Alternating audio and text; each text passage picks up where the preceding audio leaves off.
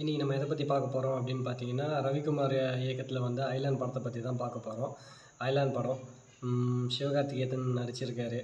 படத்தில் கான்செப்ட் என்ன அப்படின்னு பார்த்தீங்கன்னா, ஏலியன் ஓரியன்டடான ஸ்டோரி. படம் வந்து அந்தளவுக்கு ஒன்றும் பெருசாக சொல்கிற அளவுக்கு கிடையாது. படம் ஓப்பனாக சொல்லணும் அப்படின்னா படம் நல்லா இல்லை. ஆனால் என்னென்னா இது ஃபேமிலி ஆடியன்ஸை கவர் பண்ணோம். ஏன்னா குழந்தைங்களுக்கு இந்த படம் வந்து பிடிக்கும். ஸோ குழந்தைங்களுக்கு பிடிக்கும் அப்படின்றனால ஃபேமிலியாக கண்டிப்பாக போகிறவங்க கண்டிப்பாக பார்ப்பாங்க. ஸோ அதனால் ஃபேமிலி ஆடியன்ஸை கவர் பண்ணி படம் நல்லா வந்து ஓரளவுக்கு எல்லாருமே பார்ப்பாங்க. ஸோ கலெக்ஷன் ஆகும். கலெக்ஷன் ஆகுதா ஆகலையா வேணால் ஸ்டோரின்னு பார்த்தீங்க அப்படின்னா படத்தில் ஸ்டோரி ஒன்றும் பெருசாக ஒன்றும் கிடையாது. ஒரு ஏலியன் சம்மந்தப்பட்ட கதை.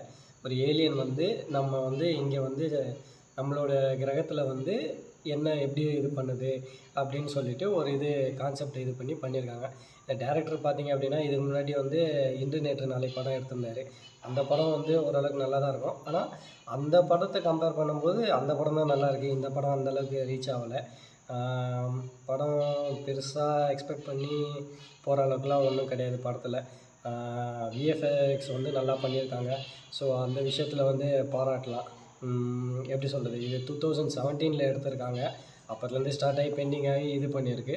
பட் ஆனால் அப்போவே வந்து எடுத்தது வந்து இப்போ கூட நம்மளால் வந்து பார்த்தா அந்தளவுக்கு வந்து விஎஃப்எக்ஸ் நல்லா பண்ணியிருக்காங்க. ஓகே, இப்போவே விஷுவல் வந்து நல்லா காமிச்சிருக்காங்க அப்படின்ற மாதிரி தான் இருக்குது. ஸோ அந்த விஷயத்தில் எதுவும் குறை கிடையாது. படத்தில் கதை கிடையாது. காமெடி அப்படின்னு எடுத்துக்கிட்டிங்க அப்படின்னு பார்த்தீங்கன்னா, யோகி பாபு யூஷுவலாக பண்ணுற மாதிரி தான். யோகி பாபும் ஏலியனும் மீட் பண்ணுற ஒரு சீன் இருக்கும். அந்த சீன் பார்த்தீங்க அப்படின்னா ஓரளவுக்கு ஃபன்னாக இருக்கும். அந்த சீனில் எல்லாருமே ஆடியன்ஸ் கண்டிப்பாக சிரிப்பாங்க. அது மாதிரி தான் எடுத்திருக்காங்க அந்த சீனு. அதுக்கப்புறம் வந்து வேறு என்ன சொல்கிறது, சிவகார்த்திகேயனுக்கும் ஏலியனுக்கும் உண்டான வந்து பாண்டிங் வந்து நல்லா காமிச்சிருப்பாங்க. அதில் வந்து எப்படி சொல்கிறது, ஒரு ஃபர்ஸ்ட் ஹாஃபில் வந்து ஏலியன் வந்து திரும்ப அதோட கிரகத்துக்கே போகிற மாதிரி காமிச்சிருப்பாங்க. அந்த ஒரு சீக்வன்ஸ் வந்து எப்படி இருக்கும்னா 2 பேருமே வந்து ஒரு பிரிகிற மாதிரி ஒரு சீக்வன்ஸை க்ரியேட் பண்ணியிருப்பாங்க. அப்போ வந்து சிவகார்த்திகேயன் வந்து ஒரு ஃபீல் பண்ணுவார்.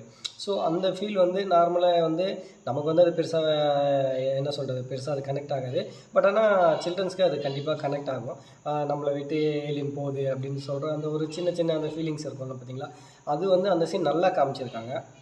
அதே சீனை கிளைமேக்ஸ்லேயும் இன்னும் பெட்டராக காமிச்சிருக்கலாம். கிளைமேக்ஸில் பார்த்தீங்க அப்படின்னா அந்தளவுக்கு நமக்கு எமோஷ்னல் ஃபீல் வரல. இப்போது ஆரம்பத்தில் சொன்னோம் பார்த்தீங்களா, இப்போ வந்து ஒரு சீனில் வந்து காமிச்சிருக்காங்கன்னு சொல்லிட்டு அந்த ஃபீலையும் அந்த எமோஷ்னல் வந்து கிளைமேக்ஸில் கொடுக்கல. ஸோ அதோட பெட்டராக எமோஷ்னல் சீன் வந்து கிளைமேக்ஸில் கொடுத்துருந்தாங்க அப்படின்னா படம் இன்னும் கொஞ்சம் ஹைப்பாக கூட இருந்திருக்கலாம், நல்லா வந்திருக்கும். மற்ற பிரகாரம் படத்தை பற்றி வேறு என்ன சொல்கிறது, வேறு ஏலியன் கான்செப்ட் எடுக்கிறோம் அப்படின்னு பார்த்தீங்கன்னா, ஏலியன் கான்செப்ட் வச்சு நிறைய டிஃப்ரெண்ட்டாக திங்க் பண்ணலாம். டேரக்டர் வந்து இந்த மாதிரி திங்க் பண்ணியிருக்காரு, இந்த மாதிரி திங்க் பண்ணி எடுத்திருக்காரு. ஆனால் அவர் வந்து மேபி இத்தனை வருஷம் ஸ்ட்ரகிள் பண்ணி இப்போ தான் படம் ரிலீஸ் ஆகிருக்கு. அந்த டைம் பீரியடில் வந்து ரிலீஸ் ஆகிருந்தால் கூட அவருக்கு கண்டிப்பாக அட்லீஸ்ட் அவருக்கு ஒரு ஸ்கோப் கிடச்சிருக்கும். சரி என்ன அப்படின்னு சொல்லிட்டு இன்கேஸ் அது இப்போ ஃபெயிலியர் ஆகுதுன்றது அப்போவே ஃபெயிலியர் ஆயிருந்தாலும் நெக்ஸ்ட் படத்தில் அவர் வந்து ஏன்னா வந்து ரெக்டிஃபை பண்ணியிருப்பார். இல்லை அட்லீஸ்ட் அப்போ சக்ஸஸ் ஆகுது அப்படின்னா ஓகே, இதோட அடுத்து இன்னும் பெஸ்ட்டாக கொடுக்கணும் அப்படின்னு சொல்லிட்டு பண்ணுவார். ஒரு 7 இயர்ஸாக ஒரு ப்ராஜெக்ட் பெண்டிங்காக இருந்து இப்போ ரிலீஸ் ஆகிறனால நம்ம இது ட்ராபேக்குன்னு சொல்கிறதா, இல்லை இதில் ஸ்டோரி இல்லை, அது மட்டும் ஓப்பனாக சொன்னால் படத்தில் ஒன்றும் பெருசாக ஸ்டோரி கிடையாது. ஸோ அதில் வந்து அவர் இன்னும் கொஞ்சம் ஒர்க்கு நல்லா பண்ணியிருந்தாருன்னா ஓகே. அவர் தனிப்பட்ட முறையில் 7 வருஷமாக வெயிட் பண்ணி ஒரு ப்ராஜெக்டை நான் கொடுத்தே ஆகணும் அப்படின்னு சொல்லிட்டு இத்தனை வருஷம் வெயிட் பண்ணி அடுத்த படமும் எதுவும் பண்ணாமல் அதையே நம்பி இருக்கிறது வந்து அவரோட கான்ஃபிடென்ஸ் வந்து வேறு லெவல் தான். பட் ஆனால் ஸ்டோரியில் அவர் வந்து ஃபோக்கஸ் பண்ணல. ஸ்டோரிலையும் கொஞ்சம் ஃபோக்கஸ் பண்ணியிருந்தார் அப்படின்னா நல்லா இருந்திருக்கும் படம். சாங்ஸ் பற்றி பார்த்தீங்க அப்படின்னா எந்த சாங்கும் ஒன்றும் அவ்வளோ கேட்சியாகவும் இல்லை, கேட்டு ஃபீல் பண்ணுற அளவுக்கும் ஒன்றும் இல்லை. ரொம்ப நல்லா இருக்குது அப்படின்னு சொல்கிற அளவுக்கு எந்த சாங்கும் ஒன்றும் கிடையாது. மியூசிக் பற்றி பார்க்கணும் அப்படின்னா ஏஆர் ரஹ்மான் மியூசிக் பண்ணியிருக்காரு.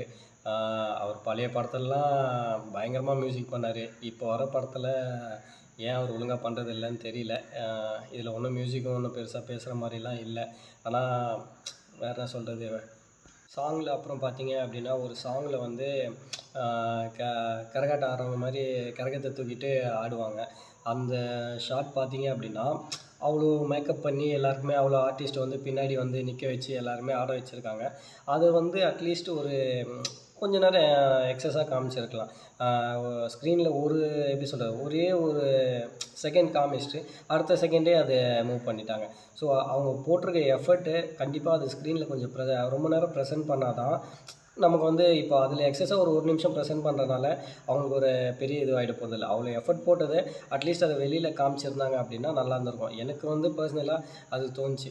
எல்லாருமே அதை ஆடுறாங்க, டான்ஸ் எடுக்கிறாங்க, பாட்டு நல்லா இல்லை, ஓகே, சாங் ஒன்றும் பெருசாக இல்லைனாலும் அட்லீஸ்ட் நீங்கள் அந்த பேக்ரவுண்டில் வந்து டான்ஸஸ் ஆட வைக்கிறீங்க, எல்லாமே பண்ணுறீங்க பார்த்தீங்களா, அதை வந்து ஒரு எக்ஸ்ட்ரா ஒரு செகண்ட் காமிக்கிறதுனால, விஷுவல் நீங்கள் ப்ரெசென்ட் பண்ணுறதுனால ஒரு பெரிய என்ன சொல்கிறது, டைம் டியூரேஷனும் ஒன்றும் பெருசாக பாதிக்க போகிறது கிடையாதுன்னு என்னோடய பர்சனல் ஒப்பீனியன். அது நீங்கள் ஏன் சொல்கிறேன் அப்படின்னா, நீங்கள் அது எடுத்ததுக்கு அட்லீஸ்ட் அந்த எஃபர்ட்டுக்காக அது எவ்வளோ நேரம் மேக்கப் பண்ணியிருக்கணும், எவ்வளோ நேரம் அது ஸ்டெப்ஸு நீங்கள் ப்ராக்டிஸ் பண்ணியிருக்கணும், அதை பண்ணது இல்லாமல் அதை வந்து கரெக்டாக அவர் வந்து கேமராமேன் எக்ஸ்பெக்ட் பண்ணுற மாதிரி டேரக்டரோட அவர் என்ன எதிர்பார்க்குறாரோ அதை நீங்கள் கொடுக்கணும். ஸோ இவ்வளோவும் பண்ணி அது ஒரு செகண்டில் கூட ஃப்ரேமில் இல்லை அப்படின்னா, ஃபோட்டேஜில் வரல அப்படின்னா, அப்போ அந்த எஃபர்ட்டுக்கு ஒரு அர்த்தம் இல்லாமல் போயிடுது பார்த்தீங்களா. அதனால் அட்லீஸ்ட்டு அந்த மாதிரி வந்து இதுன்னு இல்லை, சில பல சீன்ஸ் கூட இருக்குது, அது மாதிரி காமிச்சேன். அடுத்தடுத்த செகண்ட்ஸே வந்து உடனே வந்து ஸ்வாப் பண்ணிட்டு போயிட்டே இருக்காங்க.